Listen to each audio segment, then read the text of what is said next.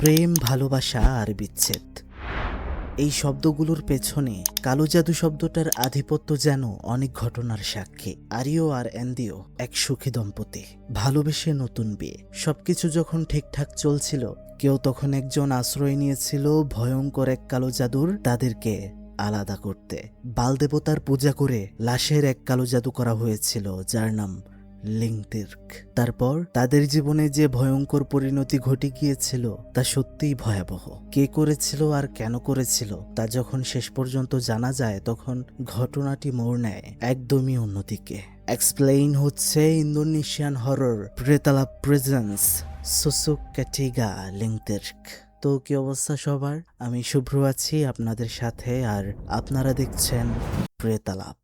এবং চলে যাব ঘটনায়। ঘটনার শুরু ইন্দোনেশিয়ার ব্যস্ততম একটা বাজার। মানুষ বাজার করছে, তার মাঝে অন্যরকম একটি দোকান আমরা দেখতে পাই, যেখানে শুধু নারীদের ভিড়, যারা সবাই এখানে এসেছে নিজেদেরকে সুন্দরী এবং আকর্ষণীয় করতে তাদের হাজব্যান্ড অথবা বয়ফ্রেন্ডের কাছে। দোকানদার একটি মহিলা। মহিলাটি প্রাকৃতিক লতাপাতা জড়িবুটি দিয়ে সব ওষুধ বানায় আর বিক্রি করে, কিন্তু আমরা দেখতে পাচ্ছিলাম এরই মাঝে একজন তাকে একটা কাগজের টুকরো ধরিয়ে দেয়, যেখানে লেখা ছিল লিংতির্ক, যেটি দেখে মহিলাটা লুকিয়ে ফেলে। এরপরেই আমরা দেখতে পারি সেই দোকানদার মহিলাটি একটা হিজাব পরা মেয়েকে নিয়ে চলে যায় তার গোপন আস্থানায়। বলে নেওয়া ভালো, এই দোকানদার মহিলাটি শুধুমাত্র একটা দোকানদারই নয়, সে একজন শামান অর্থাৎ কবিরাজ। সে হিজাব পরা মেয়েটাকে বলছিল লিংতির্ক হচ্ছে ইন্দোনেশিয়ার প্রাচীন একটা প্রেমের তাবিজ। এটার প্রভাব যত বেশি তত এটার ঝুঁকিও বেশি, টাকাও খরচ হয়, তাই অনেকেই মাঝপথেই এটা থেকে বের হয়ে যায়। কিন্তু আমরা দেখতে পাচ্ছিলাম সেই মহিলাটা বলছিল যত টাকাই লাগুক, যাই হয়ে যাক না কেন, আমি এই জাদুটা করতে চাই। আমরা দেখতে পারি এই জাদুটি করার জন্য সেই কবিরাজ মহিলাটাকে এই হিজাব পরা মহিলাটি অনেকগুলো টাকা দেয়। শুরু হয় জাদু, অভিশপ্ত এক রিচুয়াল, যেখানে সেই মহিলা কবিরাজ তার কাজের লোককে দিয়ে একটা কবর খোঁড়ায় এবং সেখান থেকে লাশ বের করে তারপর সেই লাশের ভেতরে একটা তাবিজ ভরে দেয়। তার সাথে সেই হিজাব পরা মহিলা থেকে সে যাকে তাবিজ করতে চায় তার অন্তর্বাস নিয়ে নেয়, আর সেটা সেই লাশের মুখে সে ঘষতে থাকে ছবি সহ। সেগুলো আবার একটা কাপড়ে মুড়ে তারা চলে আসে তাদের মন্দিরে, আর সেখানে একটা অদ্ভুত নৃত্য পারফর্ম করে। বাল দেবতার কাছে তারা সাহায্য চায়। তখন আমরা দেখতে পারি সেই শয়তান সেই কবিরাজের ডাকে সাড়া দিয়েছে, জাদু শুরু হয়ে গিয়েছে। এরপর আমরা দেখতে পারি নতুন বিবাহিত এক দম্পতি, আরিও আর এন্দিওকে। নতুন বিবাহিত, তাই দুজন দুজনকে চোখে হারায়। ঘুম থেকে উঠে ব্রাশ করে তারা খাবার টেবিলে যায়। সেখানে আরিও এন্দিওর রান্না করা সব থেকে পছন্দের খাবারটা খায়, যেটা কিনা খাসির মাথা দিয়ে বানানো হয়। বলে রাখা ভালো, তাদের সমুদ্র পাড়ে একটা রেস্টুরেন্ট রয়েছে, যেখানে এই খাসির মাথার খাবারটা খুব ভাইরাল। তারা খাবার খেয়ে চলে যাচ্ছিল তাদের কর্মস্থানে। এন্দিও তার রেস্টুরেন্ট চালায়, আর আরিও একটা বেসরকারি ব্যাংকে চাকরি করে। মানুষকে লোন পাইয়ে দিতে সাহায্য করে এবং কিস্তির টাকা তোলে, যেটা খুবই কষ্টের এবং ফিল্ডে গিয়ে কাজ করতে হয়। এদিকে আমরা দেখতে পাই সেই রেস্টুরেন্টে, যেটার ভেতরে দুইজন কর্মচারী, একজনের নাম হচ্ছে ইয়ান আর একজন লিন, আর এই মেয়েটির নাম হচ্ছে আমারা, যে কিনা এন্দিওর বোন। আর রেস্টুরেন্টের সামনে আমরা আরেকজনকে দেখতে পারি, যে কিনা তাদের চাচা বাগিও। তখনই সেখানে আরিও আর এন্দিও চলে আসে। বলে রাখা ভালো, তাদের বিয়েটা তাদের চাচার মোটেও পছন্দ হয়নি।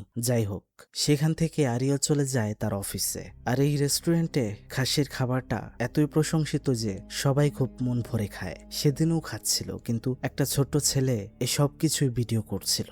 ভিডিও করতে করতে হঠাৎ করে সে ভয় পেয়ে যায়, কেননা সামনে থাকা রান্না করা খাসির মুন্ডুটার চোখ হঠাৎ করেই খুলে যায়। সে তো ভয় পেয়ে যায়, কিন্তু তৎক্ষণাৎ আবার সব ঠিক হয়ে যায়। কৌতূহলবশত ছেলেটা ভিডিও করতে করতে চলে যায় রান্নাঘরে। রান্নাঘরের উপাশে ড্রাগন ক্ষেতের মাঝে আমরা একটা গর্তের ভেতরে অনেকগুলো খাসির কঙ্কাল দেখতে পাচ্ছিলাম। সেখানে আবার একটা উনুনে খাসির মাথা সিদ্ধ হচ্ছিল, কিন্তু হঠাৎ করে যেন সেটা জীবিত হয়ে যায়, নড়তে থাকে। ছেলেটি হঠাৎ করে আবারও খুবই ভয় পেয়ে যায়, কিন্তু কর্মচারী ইয়ান চলে আসলে সবকিছু স্বাভাবিক হয়ে যায়। সন্ধ্যা হয়েছে। আমরা দেখতে পাচ্ছিলাম আকাশ থেকে একটা আগুনের গোলার মতো কিছু একটা আরিও আর এন্দিওদের বাড়িতে ঢুকে পড়ে। অ্যান্ডিও তখন বিছানা গোছাচ্ছিল। গোছানো শেষ হলে এই পাশে ফিরতেই আমরা দেখতে পারি তার পেছনে কাঁথার নিচ থেকে কিছু যেন একটা উঠে আসার চেষ্টা করছিল। সেটা সে টের পাচ্ছিল, কিন্তু পেছনে চাইলে সে দেখতে পারে সবই স্বাভাবিক। তখনই রান্নাঘর থেকে শব্দ, পানি গরম হয়ে গিয়েছে। সেখানে গিয়ে সে গ্যাসের চুলাটা অফ করে। বাইরে বের হয়ে এসে দেখতে পারে সামনে পর্দার পেছনে কিছু একটা দাঁড়িয়ে রয়েছে। সে তো খুবই ভয় পাচ্ছিল। সাথে সাথে আবারও শব্দ হয়, মানে আবারও গ্যাস চালু হয়ে গিয়েছে। কিন্তু কিভাবে? সে আবারও সামনে চেয়ে দেখতে পারে একটা কাফনে মোড়ানো লাশ সামনে ফ্লোরে শুয়ে আছে, যেটা তখনই গড়াতে গড়াতে তার একদম মুখের সামনে চলে আসে। সে তো এক চিৎকার দিয়ে উঠে পড়ে, কিন্তু এটা তো ছিল একটা দুঃস্বপ্ন। সে আবারও সামনে চাইতেই দেখতে পারে সেই লাশটা তার সামনে ঝুলছে। সে আবার একটা চিৎকার দেয়, ঘুম থেকে উঠে পড়ে। তার মানে এটাও একটা স্বপ্ন ছিল। স্বপ্নের ভেতরেই যেন আরেকটা স্বপ্ন। সেখানে আরিও আসাতে সে একটু স্বস্তি পায়। গোসল করার সময় আন্দিও আরিওকে বলছিল, আমি তোমার সাথে আরো সময় কাটাতে চাই, তুমি কি আরেকটু সময় দিতে পারবে? আরিও বলে, তুমি তো জানো আমার পক্ষে এটা সম্ভব নয়, আমাকে ফিল্ডে নেমে কাজ করতে হয়। তবে তুমি ভয় পেও না, তুমি একা নও। এটা বলে সে সান্ত্বনা দেয়। এদিকে আমরা দেখতে পাই সেই মহিলাকে, যে মহিলা কবিরাজের কাছে গিয়েছিল আর কারো উপর জাদু করেছিল। সেই মহিলাটি একটি বক্স খুলে একটা অন্তর্বাস বের করে আর ফোন দেয় আরিওর কাছে। এতে আমরা বুঝতে পারি কালো জাদুটা করা হয়েছে আরিওর উপর। আমরা দেখতে পাচ্ছিলাম আরিও ঘর থেকে বের হয়ে অন্য ঘরে চলে যায় কথা বলতে বলতে। অ্যান্ডিও টের পেয়ে সেও পেছন পেছন যায়। কার সাথে কথা বলছে? তার স্বামী। সে যখন উকি দিচ্ছিল তখন আরিও পেছন থেকে এসে বলে, তুমি এখানে কি করছো? সে একটু হকচকিয়ে ওঠে, আরে আমি তো পানি খেতে উঠেছিলাম। যাই হোক, তারপর তারা আবারও চলে যায় ঘুমাতে। সকালবেলা আরিওর সাথে অ্যান্ডিও তার অফিসে আসে। আরিওকে নাকি আজকে অফিস থেকে সামারা নামক জায়গায় পাঠানো হবে, যেখানে কাজ করতে হবে। এটার সত্যতা জানতেই এখানে অ্যান্ডিও এসেছে। সেখানে ম্যানেজারকে অ্যান্ডিও এই বিষয়ে জিজ্ঞেস করলে সে কোনো উত্তর দিতে পারছিল না। কিন্তু সেখানে আরিও ম্যানেজারকে মনে করিয়ে দিলে ম্যানেজার হাসতে হাসতে বলে, আরে হ্যাঁ, আমার তো মনেই ছিল না, সেখানেই তো যেতে হবে আজকে আরিওর। যাই হোক, সেখানে অ্যান্ডিও আরিওকে শুধু একটা কথাই বলছিল, তুমি শুধু আমারই তো? আরিও বলে, হ্যাঁ, আমি শুধুই তোমার, কিন্তু আজ রাতে দেখা হবে না, দেখা হবে শুধু স্বপ্নে। যাই হোক, এরপরে আমরা দেখতে পারি অ্যান্ডিও একটা খাসির মাথা রান্নাঘরের পেছনে গর্ততে নিয়ে ফেলছিল। এটা সে প্রতিদিন সকালেই করে, রান্না শুরু করার আগে। আমরা আর লিনের কথা শুনে সেখানে বুঝতে পারছিলাম হঠাৎ করে যেন রেস্টুরেন্টের কাস্টমার ক্রমশ কমেই যাচ্ছে। কেন এমনটা হচ্ছে তা তারাও বুঝতে পারছে না। তখনই সেখানে একটা মহিলা আসে। লিন অর্ডার নিতে তার কাছে গেলে সেই মহিলাটি খাসির মাথার স্পেশাল খাবারটি অর্ডার করে। প্রথমবারের মতো তখন এই মহিলাটাকে আমরা দেখতে পারি। তার নাম আয়ু। আর হ্যাঁ, আপনি হয়তো ঠিকই ধরেছেন, এই মহিলাটি হচ্ছে সেই মহিলা যে কবিরাজকে দিয়ে আরিওর উপর কালো জাদু করেছে। যাই হোক, তার এখানে কি? আমরা দেখতে পারি তার জন্য খাবার নিয়ে আসে অ্যান্ডিও। আয়ু অ্যান্ডিওকে জিজ্ঞেস করে, এখানে দেখছি কোনো মানুষজন নেই, খাবার কি ভালো না? অ্যান্ডিও বলে, আসলে ব্যাপারটা হচ্ছে আমাদের প্রচুর কাস্টমার, কিন্তু এই কয়েকদিন ধরে এদিক দিয়ে মানুষের চলাফেরাই কম, এমনিতে খাবারের মান ভালো। যাই হোক, মহিলাটা অ্যান্ডিওকে বলে, আমার সাথে যদি আপনি একটু বসেন তাহলে ভালো হয়, আমি আবার একা একা খেতে পারি না। আয়ু খাবার খাওয়ার সময় আয়ুর হাতে থাকা নেল পলিশটা নজর কাড়ে। সে বলে, এটা তো খুবই সুন্দর নেল পলিশ, আপনাকে মানিয়েছে বেশ। আয়ু তার ব্যাগ থেকে নেল পলিশটা বের করে অ্যান্ডিওকে নিতে বলে, কিন্তু অ্যান্ডিও সেটা নিচ্ছিল না, তার নেওয়ার দরকার নেই, সে কিনে নেবে। কিন্তু আমরা দেখতে পাচ্ছিলাম সেই নেল পলিশটা দিয়ে খাবার না খেয়ে বেশি টাকা বিল দিয়ে সেখান থেকে আয়ু চলে যায়। ওদিকে আমরা দেখতে পারি ইয়ান যখন বাজার করে আসছিল তখন সে দেখতে পারে আরিও সেই আয়ু নামের মহিলাটার সাথে গাড়িতে উঠছে। এটা দেখে তো তার সন্দেহ হয়, আরিও না অফিসের কাজে ব্যস্ত, তাহলে সে এখানে কেন? এই মহিলার সাথে তার কোনো সম্পর্ক রয়েছে কি? সেদিন রাতে আরিও বাড়িতে না থাকায় অ্যান্ডিওর বোন আমারা অ্যান্ডিওর সাথে ছিল। অ্যান্ডিও আয়ুর দেওয়া সেই নেল পলিশটা লাগাচ্ছিল। আমারা ফেসবুক স্ক্রল করতে করতে আন্দিওকে একটা ছেলের ছবি দেখায় আর বলে, এই দেখো আপু, এই ছেলেটা পরকিয়া করতে গিয়ে ধরা খেয়েছে। ভাবা যায় তোমার সাথে যদি আরিও এমন কিছু করে তাহলে কিন্তু আমি তাকে ছাড়বো না। ঠিক তখনই সিলিং এর উপর থেকে কিছু একটা হাঁটার আওয়াজ। তারা তো বুঝতে পারছিল না উপরে কি আছে। আওয়াজটা ক্রমশ বাড়ছে।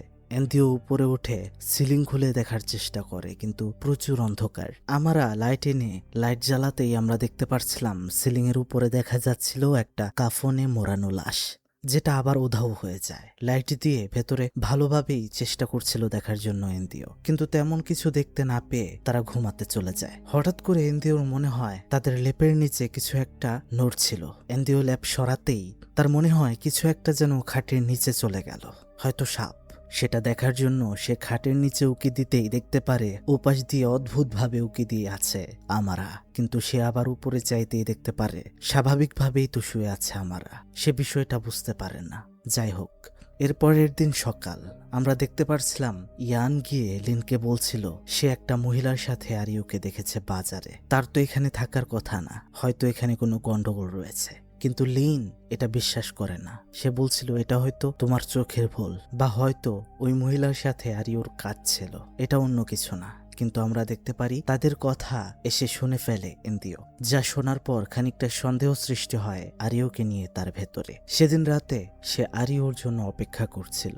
দরজায় কেউ কড়া নাড়লে সে ভাবে হয়তো আরিও এসেছে। দরজা খুলে সে দেখতে পারে সবাই তার কাছে এসেছে লুডো খেলার জন্য। সেখানে তাদের চাচা বাগিও আসে। আসলে আগের দিন রাতে সিলিং এর উপরের অদ্ভুত শব্দটার বিষয়ে আমারা তার চাচাকে বলেছিল, তাই উনি এসেছে। বলে রাখা ভালো, তাদের চাচাও একজন কবিরাজ। তিনি সিলিং এর উপরে উঠে বিষয়টা একা একা পর্যবেক্ষণ করতে থাকে। অন্ধকার লাইটার জ্বালিয়ে সামনে এগিয়ে গেলে তার সামনে হঠাৎ করেই চলে আসে একটা ছাগলের মতো অদ্ভুত ভয়ঙ্কর শয়তান, যা দেখে সে তো খুবই ভয় পেয়ে যায়। তখনই সিলিং ভেঙে সে নিচে পড়ে যায়, যদিও বেশি একটা ব্যথা পায় না। তবে তার বোঝার বাকি থাকে না এখানে খেলা চলছে অন্য জগতের। সেখানে আরিও চলে আসে। সে আসতেই এনদিও তাকে বলে, তুমি কোথায় ছিলে? ইয়ান বলেছে তোমাকে নাকি এই বাজারেই দেখেছে একটা মহিলার সাথে। তোমার কি মনে আছে যে বাড়িতে তোমার একটা স্ত্রী আছে? আরিও বলতে থাকে, তুমি জানো আমি প্রত্যন্ত অঞ্চলে কাজ করি, সেখানে নেটওয়ার্ক থাকে না। আর কে কি বললো সেটা তোমার বিশ্বাস করে নিতে হবে? আমি বাড়িতে আসার পর সবকিছু কেন অগোছালো থাকে? আমাকে তুমি স্বাগতটাও জানাতে পারো না। আর তোমাকে সময় দিলে আমি টাকা কোথায় পাবো? এই বলে সে বাথরুমে চলে যায় গোসল করতে। এনদিও গরম পানি নিয়ে বাথরুমে পৌঁছে দিতে গিয়ে দরজার সামনে দাঁড়িয়ে শুনতে পায় আরিও ভেতর থেকে কার সাথে যেন কথা বলছে। সে বলছিল সে আগামীকাল আবার আসবে। আরিও দরজা খুলতেই দরজার সামনে এনদিওকে দেখে বলে, আরি পাতা আমার পছন্দ না, এগুলো করবা না। আর তোমার গা থেকে এত দুর্গন্ধ বের হচ্ছে কেন? এত নোংরা হয়ে থাকো কেন? গোসল করতে যাও। এসব কথাগুলো খুবই খারাপ লাগছিল এনদিওর। গোসল করতে করতে সে ভাবে যে মানুষটা তার শরীরের গন্ধকে পৃথিবীর সব থেকে সুগন্ধি মনে করত, সে আজ তাকে কি একটা কথা বলে অপমান করলো। যাই হোক, সে চেষ্টা করছিল আয়ুর দেওয়া নেল পলিশটা নখ থেকে ওঠানোর জন্য, কিন্তু কি আশ্চর্য বিষয়, সেটা কোনোভাবেই উঠছিল না। আমরা দেখতে পারছিলাম তার কাছাকাছি সেখানে আসছিল একটা কাফনে মোড়ানো লাশ, কিন্তু সেদিকে তার কোনো খেয়াল নেই। সে তার নখে ঘষেই যাচ্ছে। এক পর্যায়ে আমরা দেখতে পারি তার সবগুলো নখ উঠে যায়। সে খুবই ব্যথা পায়। সেখান থেকে যাওয়ার সময় ফ্লোরে পড়ে থাকা শ্যাম্পুতে পা পিছলে সেখানে সে পড়ে যায় আর প্রচুর আঘাত পায়। তখন সে উপরে চেয়ে দেখতে পারে টেবিলে থাকা কেচিটা তার মাথার উপরে নড়ছিল। সেটা তার মুখের উপরে পড়তে যাবে, সে কোনো রকমে সরে গিয়ে প্রাণ বাঁচায়। এগুলো কি হচ্ছে তার সাথে? তারা যখন ঘুমাচ্ছিল তখনই একটা নাম্বার থেকে আরিওর ফোনে কল আসে। এনদিও গিয়ে ফোনটা ধরলে ওপাশ থেকে কোনো রকম আওয়াজ আসে না, ফোনটা কেটে যায়। সে চেষ্টা করে ফোনটা আনলক করতে, কিন্তু পারে না। তখন আবারও সেখান থেকে কল আসে, তবে ভিডিও কল, যেখানে তেমন কিছুই দেখা যাচ্ছিল না। তখনই আমরা দেখতে পারি এনদিওর পেছনে একটা ভয়ঙ্কর শয়তান তার হাত দিয়ে তাকে ধরবে ধরবে অবস্থা। আর তখনই আরিও জেগে যায়, তার হাত থেকে ফোনটা টান দিয়ে নিয়ে যায়। আরিওর কাপড় ভাঁজ করার সময় এনদিও তার পকেট থেকে আয়ুর দেওয়া সেম একটা নেল পলিশ পায়। তখনই তার সন্দেহ আরো বাড়তে থাকে। সে আরিওকে জিজ্ঞেস করতে শুরু করে, এটা কার? তুমি কোথা থেকে পেয়েছো? সত্যি করে বলো। কিন্তু কোনোভাবেই কিছুরই উত্তর দিচ্ছিল না আরিও। আর তখনই আমরা দেখতে পারি সেখানে আয়ু এসেছে। তারা একসাথে বসে। তখন আয়ু বলতে থাকে, আমার সাথে দীর্ঘদিনের একটা সম্পর্ক রয়েছে আরিওর। এটা শুনে তো এনদিওর পৃথিবীটাই চক্কর দিয়ে ওঠে। কিন্তু আয়ু তারপর আবার বলে দেয়, আরে চিন্তা করার কিছু নেই, এটা ব্যবসায়িক সম্পর্ক। এটা বলাতে আমরা বুঝতে পারি একটু শান্তির নিঃশ্বাস ফেলে এনদিও। আয়ু বলে, আসলে অনেকগুলো ব্যবসা রয়েছে আমার, আর তার মধ্যে নেল পলিশের ব্যবসাটাও শুরু করেছিলাম, কিন্তু ঠিকঠাক পেরে উঠছিলাম না। আপনার হাজব্যান্ড আরিও আমার সাথে কাজ করার পর আমার বিজনেসটা অনেক ভালো হয়ে গিয়েছে। আমি শুধু এখানে এসেছি সেটারই কৃতজ্ঞতা জ্ঞাপন করার জন্য। এটা বলেই সে সেখান থেকে চলে যায়। এরপর আমরা দেখতে পারি অ্যান্দিও আরিওর কাছে মাফ চাইছিল, বলে তুমি আমাকে ক্ষমা করো, আমি তোমাকে ভুল বুঝেছি। আরিও তখন বলে আমি সব সময় তোমার জন্য কাজ করে যাচ্ছি, তাও তুমি আমাকে সন্দেহ করো, আর তোমার চাচা, তার কাছে তো আমার কোনো মর্যাদাই নেই। যাই হোক, আরিও সেখান থেকে উঠে যাওয়ার সময় এন্দিওর দিকে চাইতেই সে আবার মুখটা ফিরিয়ে নেয়, কেননা এন্দিওর চেহারা ছিল সেখানে খুবই কদাকার, যা শুধু দেখতে পারছিল আরিও। আসলে এটা এমন একটা জাদু করা হয়েছে তার উপর, দিনে দিনে যেন আরিও এন্দিওকে অপছন্দ করতে শুরু করে। এর পরের দিন আমরা দেখতে পারি আরিও এন্দিওর রেস্টুরেন্টে সেই খাসির মাথার খাবারটা খেতে গিয়েছে। সেখানে এন্দিওর চাচাও ছিল। এই খাবারটা বেশ পছন্দের আরিওর, কিন্তু সেদিন সেটা যেন মুখেই সে তুলতে পারছিল না, এত বাজে লাগছিল। হঠাৎ করে চাচা বাগিওর দেশলাইটা নিচে পড়ে গেলে সেটা সে তুলতে নিচে যেতেই সে দেখতে পারে আরিওর পেছনে কিছু একটা রয়েছে। উপরে উঠে সে দেখতে পারে অনেক অনেক কাফরে মোড়ানো লাশ দাঁড়িয়ে আছে পেছনে। সে তো খুবই ভয় পেয়ে যায়, কিন্তু বিষয়টা সে কাউকেই বুঝতে দেয় না, সেখান থেকে চলে আসে। এদিকে আমরা দেখতে পাই সেই মহিলা কবিরাজের আস্থানাতে আয়ু আবারও গিয়েছে। বলছে আপনি যে জাদুটা করেছেন সেটা যথেষ্ট নয়, ভালো কাজ করছে না। সেই মহিলা শামানটি বলে এটাকে যদি আরো শক্তিশালী করতে চাও তাহলে এই রিচুয়ালটি তোমার নিজের করতে হবে, আরো ভালোভাবে করতে হবে। কিভাবে কি করতে হবে তা সেই মহিলা শামানটি শিখিয়ে দেয় তাকে। আর আমরা দেখতে পারি আরিও আর এন্দিও যখন ঘুমাচ্ছিল তখন আয়ু তাদের ঘরে প্রবেশ করে আর একটা কেচি দিয়ে এন্দিওর কিছুটা চুল কেটে ফেলে, আর সেখানে ড্রয়ার খুলে সেখান থেকে এন্দিওর অন্তর্বাসটাও নিয়ে সেখান থেকে চলে আসে। আমরা বুঝতে পারি এখন শুধু জাদুটা আরিওর উপরে না, এন্দিওর উপরেও করতে যাচ্ছে আয়ু। আয়ু যখন রিচুয়াল করা শেষ করে আমরা দেখতে পারি আরিও সম্পূর্ণ অন্যরকম হয়ে গিয়েছে, কেউ যেন তাকে কন্ট্রোল করছে। উঠে সে সোজা কোথায় যেন চলে যাচ্ছিল। এন্দিও বিষয়টা টের পেয়ে তাকে খুঁজতে থাকে বাড়িতে, কিন্তু পায় না। বরং সে দেখতে পারে জানালার বাহিরে বাল দেবতার এক ভয়ঙ্কর অবয়বকে। সে ভয়ে ভয়ে পেছাতে থাকে, আর তখনই সে পেছনে চেয়ে দেখতে পারে অনেক অনেক কাফনে মোড়ানো লাশ, আর তার মাঝে সেই ছাগলের মতো দেখতে শয়তান যেটা তার দিকে এগিয়ে আসছিল। সে তো চিৎকার দিয়ে পড়ে যায়। চোখ খুললে সে নিজেকে আবিষ্কার করে একটা কবরস্থানে, যেখানে সে দেখতে পারে আরিও একটা কবরের মাঝে তার নিজের মাথায় ঠুকছিল। সে তো এটা দেখে চিৎকার করতে শুরু করে। আরিও মাথা ঠুকতে ঠুকতে তার চেহারাটা সম্পূর্ণভাবে বিকৃত করে ফেলে। সে ভয়ে সেখান থেকে পালাতে গেলে সেখানে সেই বাল শয়তানটা তাকে এসে ধরে ফেলে। সে আবারও চিৎকার দেয়। সে যখন উঠে তখন সে নিজেকে আবিষ্কার করে সকালবেলা ফ্লোরে সে পড়ে রয়েছে। তার মানে এটা একটা স্বপ্ন ছিল। আরিও কোথাও নেই। তখন সে সহ তার কর্মচারীরা চলে যায় আরিওর অফিসে তাকে খুঁজতে, কিন্তু সেখানে কোনো খোঁজ পায় না। এদিকে আমরা দেখতে পারি তাদের বাড়িতে তাদের চাচা আর আমারা প্রবেশ করে। চাচার তো এই বাড়িতে একটা খটকা লেগেছেই। তারা বিভিন্ন জায়গায় খুঁজে দেখছিল কিছু পাওয়া যায় কিনা। আমরা তখন দেখতে পারি সেখানে চাচা বাগিও সোফার কাছ থেকে কালো জাদু করার কিছু জিনিসপত্র পায়, যেখানে আয়ু প্রথমবার এসে বসেছিল। চাচা বাগিও তখন বলে তোমার বোনের সংসারে কালো জাদু করা হয়েছে। আমারাকে সে বলল তুমি সব দরজা জানালা বন্ধ করে দাও।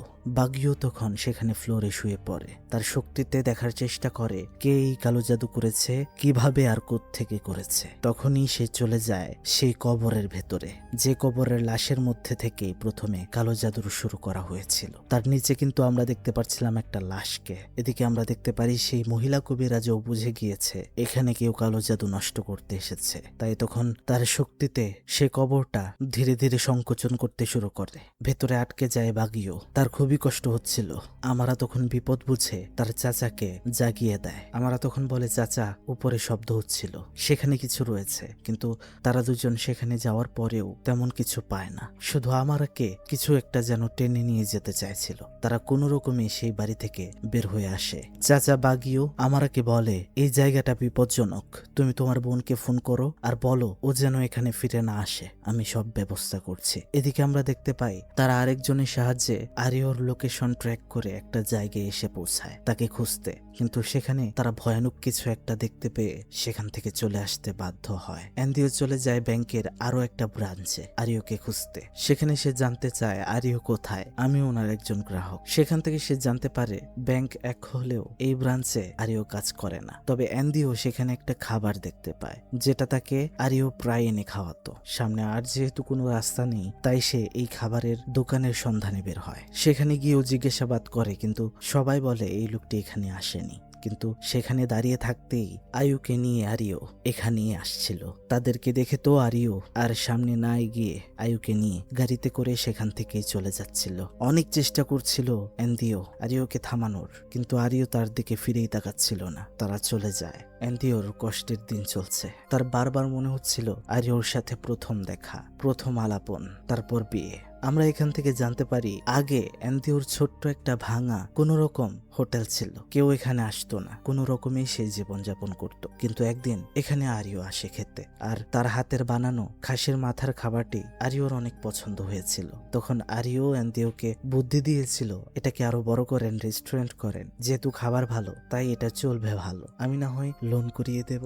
সবকিছু করার পর অ্যান্দিও সফলও হয়েছিল। তখন যখন আরিও তাকে বিয়ের প্রস্তাব দেয় সে ভাবে এই মানুষটাই তো আমাকে পথ দেখিয়েছে, তাকে ধরেই না হয় জীবনটা পার করে দেওয়া যাক। এসব ভেবেই তো বিয়ে করেছিল, কিন্তু আজ তার দিকে ফিরেও তাকালো না আরিও। তার মনে তখন অনেক প্রশ্ন, আরিও কেন সেই মহিলার কাছে চলে গেল? দোষটা কি আসলে তার, নাকি এখানে অন্য কিছু রয়েছে? সেখানে আমরা জানতে পারি সে 2 মাসের প্রেগনেন্ট। তাদের চাচা তখন তাকে জানায় আরিওর কোনো দোষ নেই, সে আসলে জাদুগ্রস্ত, তাকে বশীকরণ করা হয়েছে, সেই মহিলা তাকে চুরি করেছে আর এতে সে সফল হয়েছে। এখন আমাদেরকে এই জাদু ভাঙতে হবে। যেখানে জাদু করা হয়েছে সেখানে গিয়ে পুঁতে রাখা তাবিজ জ্বালিয়ে দিতে হবে, তাহলেই তাকে রক্ষা করা সম্ভব। এদিকে আমরা দেখতে পাচ্ছিলাম রেস্টুরেন্টের মধ্যে লিন আর ইয়ানের সাথে ভয়াবহ সব ঘটনা ঘটে যাচ্ছিল। যেমন যেখানে খাসির মাথার হাড়গুলো ফেলানো হয় সব কঙ্কালগুলো সেখান থেকে খাসি হয়ে উঠে আসছিল। আরো নানাবিধ ভয়ঙ্কর ঘটনার সাক্ষী হচ্ছিল তারা। তখন তারা নিজেদেরকে বাঁচাতে সেই স্থান ত্যাগ করে। এদিকে আমরা দেখতে পাচ্ছিলাম বাগিও চাচার বাড়িতে আমরা আর তার চাচা একটা রিচুয়াল পারফর্ম করবে বলে ঠিক করে। উঠানের মধ্যে 2টা কবর খোঁড়া হয় এবং তার ভেতরে 2টা কফিন রাখা হয়, আর তারা এই বাড়িটার ভেতরে ঢুকবে এবং যেখানে কালো জাদু করা হয়েছে সেখানে চলে যাবে আধ্যাত্মিক শক্তি ব্যবহার করে আরিওর করা সেই তাবিজটা খোঁজার জন্য। আমরা দেখতে পারি তারা কফিনে শুয়ে পড়ে। তখনই তারা চলে যায় সেই আস্থানার কাছে। আমরা চলে যাই সেই মহিলা কবিরাজের কাছে। সে তাকে ব্যস্ত রাখার জন্য বাহানা বানায়, বলে আমি এখানে এসেছি একটা ছেলেকে বশ করার জন্য, আমাকে সাহায্য করুন। আর এদিকে আমরা দেখতে পারি সেই কবিরাজের রিচুয়ালের জায়গাটিতে বাগিও সেই তাবিজ খুঁজতে শুরু করে,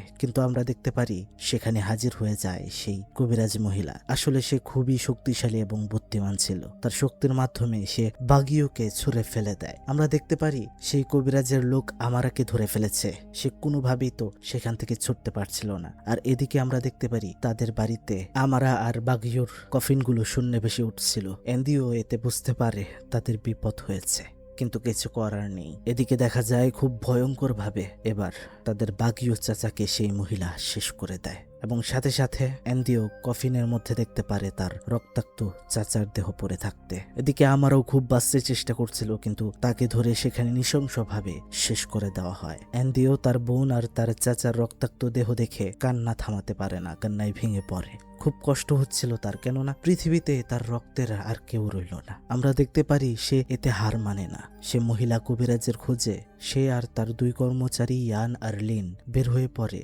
সেটার শেষ দেখে ছাড়বে তারা প্রবেশ করে সেই মহিলা কবিরাজের গ্রামটিতে। আর হঠাৎ করে তাদের সামনে সেই সামানটিকে তারা দেখতে পায়। তারা ফলো করতে থাকে। অদ্ভুত ব্যাপার হচ্ছে মহিলাটির সামনে গিয়ে একটা খাদে লাফ দেয়। তারা তো দৌড়ে গিয়ে দেখতে পারে আরে নিচে তো কেউ নেই, তাহলে লাফ দিল কে? তখনই তারা পেছনে চাইতেই দেখতে পারে পেছনেই দাঁড়িয়ে আছে সেই সামান। আর তখনই তারা বন্দী হয়, বেঁধে ফেলা হয়। অ্যান্দিও কবিরাজকে বলতে থাকে, কেন আমার এত বড় ক্ষতি করেছেন আপনি? যাই করেছেন আমার সাথে করতেন। আমার বোনের আর আমার চাচা কি দোষ করেছিল? তখন মহিলাটি বলে, আমি টাকা পেয়েছি, আমি শুধু টাকার জন্য কাজ করি। তোমার স্বামীকে যে নিয়েছে তার অনেক টাকা, বিশাল বড় বাড়ি, এই তো একটু সামনেই রয়েছে, আর যার কাছে টাকা আছে আমি তার সাথেই আছি। তখন আমরা দেখতে পারি এর ফাঁকে ইয়ান তার পকেট থেকে দেশলাই বের করে দড়িতে আগুন জ্বালিয়ে দেয়। সেই মহিলা তা বুঝতে পারে না, তার কর্মচারীকে বলে তাদেরকে শেষ করে দাও, এটা বলে সে চলে যায়। কিন্তু ইতিমধ্যেই আমরা দেখতে পারি দড়ি খুলে সেই সামানের লোকটাকে অ্যান্দিও আঘাত করে তারা সেখান থেকে পালিয়ে যায়। লিন আর ইয়ান চলে যায় রিচুয়ালের জায়গাটিতে যেখানে তাবিজ পোতা হয়েছিল সেটা খুঁজতে, আর অ্যান্দিও চলে যায় আয়ুর বাড়িতে। বিশাল বড় বাড়ি, ভেতরে প্রবেশ করলে দেখতে পারে আরিও বসে আছে, কিন্তু হঠাৎ করে উধাও হয়ে গেল। সোফার পেছন থেকে একটা শব্দ হচ্ছে, পেছনে গিয়ে দেখতে পারে আরিও তার সম্পূর্ণ নিয়ন্ত্রণ হারিয়েছে এবং সে নিজেকে নিজে আঘাত করছে। সে গিয়ে থামাতে চেষ্টা করে, তখনই সেখানে আয়ু চলে আসে আর বলে তুমি এখানে চলেই এসেছো তাহলে। এদিকে আমরা দেখতে পাচ্ছিলাম লিন আর ইয়ান সেখানে অনেক অনেক তাবিজ পাচ্ছিল, মানে অনেক অনেক কালো জাদু করা হয়েছে এখানে। এদিকে অ্যান্দিও আয়ুকে বলছিল এই অপকর্মগুলো তুই বন্ধ কর। তখন তাদের মধ্যে কথা কাটাকাটি শুরু হয়। আয়ু বলে আমি অপকর্ম করেছিস তো তুই, তোর জন্য এমনটা হয়েছে। অ্যান্দিও বলে তুই শুধু আমার সংসার ধ্বংস করিসনি, তুই আমার বোন আর চাচাকেও মেরে ফেলেছিস। আয়ু তখন বলে তাতে আমার কোনো যায় আসে না। তখন অ্যান্দিও আয়ুকে যখন মারতে যাবে তখনই আয়ু হাততালি দিতেই পজেস হওয়া আরিও অ্যান্দিওর উপর অ্যাটাক করে দেয়, তাকে মারতে থাকে। অ্যান্দিও বলতে থাকে আমি তোমার স্ত্রী, আমাকে মেরো না, কিন্তু কোনো কাজ হয় না। আরিওর কোনো জ্ঞান নেই। তখন সে আরিওকে কোনো রকম সরিয়ে এবার আয়ুকে মারতে গেলে আয়ু তার সামনে হাততালি দেয়, আর তখনই অ্যান্দিও সম্পূর্ণ পজেস হয়ে যায়, কারণ আমরা দেখেছিলাম তার উপরেও কালো জাদু করেছিল আয়ু। এবার আমরা দেখতে পারি হাজব্যান্ড ওয়াইফ দুইজনকেই মারতে শুরু করে আয়ুর আদেশে। কি একটা অবস্থা, এগুলো দেখে মজা নিচ্ছিল আয়ু। এদিকে আমরা দেখতে পারি লিন আর ইয়ান তাবিজগুলো পেয়ে যায়, পুড়িয়ে ফেলতে শুরু করে। পুড়িয়ে ফেলতেই তাদের উপর থেকে আয়ুর কন্ট্রোলটা চলে যায়। তখন আয়ু গিয়ে আন্দিওর চুল আবারও কাটতে শুরু করে কালো জাদু করার জন্য। তখন কাঁদতে কাঁদতে আয়ু বলতে থাকে আমাকে মারবেন না প্লিজ, আমি অন্তঃসত্ত্বা, আমার রক্তকে বাঁচতে দিন, আমার কেউ নেই। আমরা তখন দেখতে পারি তখন আয়ু থেমে যায়, আর গল্পে তখনই একটা টুইস্ট রিভিল হয়। দেখা যায় আয়ু এই কথা শোনার পর অনেক রেগে যায়, বিশ্বাসঘাতক বলে আয়ুকে মারতে যাবে, ঠিক তখনই উপরতলা থেকে একটা ছোট বাচ্চা নেমে আসে, বাবা ডাক দিয়ে আরিওর উপরে পড়ে যায়। তার মাকে বলে বাবাকে মেরো না। তখন আয়ু আর আরিওকে মারতে পারে না। সে আন্দিওকে বলে এই খারাপ মানুষটা আমার সাথে 6 বছর সংসার করেছে আর আমাকে ঠকিয়েছে। আরে আমি তো ভেবেছিলাম তুমি তাকে কোনোভাবে কাবু করেছিলে, আমার থেকে ছিনিয়ে নিয়েছিলে, কিন্তু সে যে এত বড় বিশ্বাসঘাতক তা আমি জানতাম না। সে তোমাকেও ঠকালো, আমাদের জীবনকে ধ্বংস করে দিল। তারা তখন ভাবে তাদের দুজনের এই সন্তানের বাবা বেঁচে থাকা প্রয়োজন, তাই তাকে ছেড়ে দেয়। কিন্তু খারাপ মানুষ তো খারাপ মানুষই, খারাপ মানুষ কখনো ভালো হয় না, হয়তো ক্ষণিকের জন্য হলেও সময় হলে ঠিকই পুরনো রূপ ধারণ করে। ঠিক তেমনি কিছুদিন পর আমরা দেখতে পারি আরিও আবার একটা মেয়েকে পটিয়েছে এবং হোটেলে নিয়ে গিয়েছে তার সাথে রাত কাটাবে। মেয়ে বাথরুমে গিয়ে পরিষ্কার হয়ে তার কাছে আসে, আর এদিকে আমরা দেখতে পারি একটা মেয়ে আবারও সেই সামান মহিলার কাছে গিয়েছে, আর সে তার হাত দেখায় যেখানে লেখা ছিল সুসুকেটি গালিং তির্ক, অর্থাৎ এটা এখন আর প্রেমের জাদু নয়, মৃত্যুর জাদু। আর তখনই আমরা দেখতে পারি যে মেয়েটি তার সাথে মেলামেশা করতে গিয়েছে সেটা কোনো মেয়ে না, একটা ভয়ঙ্কর শয়তান, যেটা তখনই তাকে সেখানেই একদমই ছিঁড়ে ফেলে বড় বড় নখ দিয়ে। অথচ আসল মেয়ে তো বাথরুম থেকে বাহিরে বের হয়ে এই অবস্থা দেখে চিৎকার করতে শুরু করে আর কোনো রকমে সেখান থেকে বের হয়। গল্পের শেষে আমরা সেই মেয়েকে দেখতে পারি যে মেয়ে তাকে কালো জাদু করে মারলো, হয়তো সেও ছিল আরিওর ফাঁদের ভুক্তভোগী। যাই হোক বন্ধুরা, এভাবেই শেষ হয় এই ঘটনাটি। তো কেমন লাগলো আজকের এক্সপ্লেইন তা কিন্তু অবশ্যই কমেন্ট বক্সে জানাতে একদমই ভুলবেন না। ভালো লাগলে লাইক, কমেন্ট, সাবস্ক্রাইবটা বেশি করে করিয়েন, কারণ আমাদেরকে অনেক দূর যেতে হবে একসাথে। শেয়ার করে আপনার বন্ধুদের কাছে দেখাতে পারেন ভিডিওটি। দেখা হবে নতুন এক্সপ্লেইনে। ভালো থাকবেন সবাই, ভালো রাখবেন সবাইকে। আল্লাহ হাফেজ, আসসালামু আলাইকুম।